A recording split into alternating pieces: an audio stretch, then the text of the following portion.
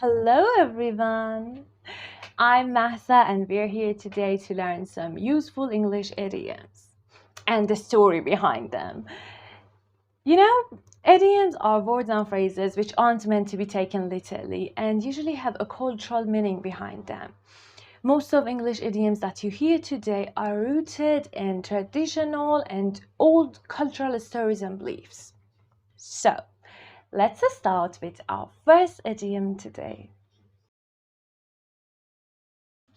Number one, to have a bee in one's bonnet. If you have a bee in your bonnet about something, it means you're so enthusiastic, so worried about it. You keep talking about it, mentioning it, thinking about it. To think and talk about something a lot more than usual. This phrase clearly alludes to the state of agitation one would be in when finding a bee inside his bonnet. For example, she can't stop thinking or talking about healthy eating. She's got a real bee in her bonnet about it. Number two, a taste of your own medicine. It means to treat someone as badly as they have treated you or to be mistreated just like you mistreated other people. The origin of this phrase comes from a very famous kind of old story about a swindler who sells fake medicine and claims that it can cure anything. But once he falls ill, people give him his own medicine and he knows it won't work. That's exactly about it.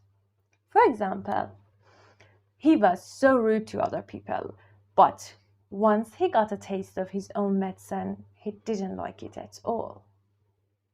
It means once he was treated badly back, he was treated rudely back, he didn't like it, of course. Number three, to have a chip on your shoulder. It means to be upset about something that happened in the past.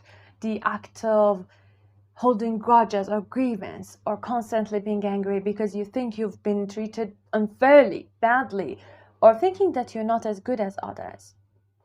The saying originated during the 19th century in the United States, when people wanting to start a physical fight would carry a chip of wood on their shoulder and daring other people to knock it off.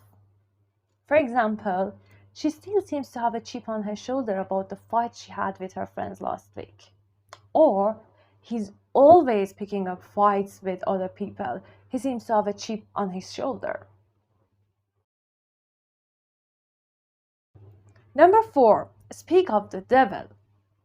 Actually, it is used in situations when you're talking about someone and they unexpectedly come in. The current usage of this phrase is a way of referring to someone who unexpectedly shows up while being talked about. But prior to the 20th century, it wasn't a light-hearted one. Actually, the full form of this phrase is speak of the devil and he will appear. And it was a way to warn people not to talk about the devil. And it was widely known and widely used in the mid-1600s. For example, they were discussing his new crush and suddenly she walked in. Speak of the devil.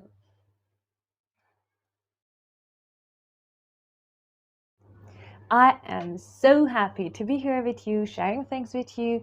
And if you like this video, please subscribe, leave a comment, and share your opinion. Don't hesitate at all. And just stay tuned.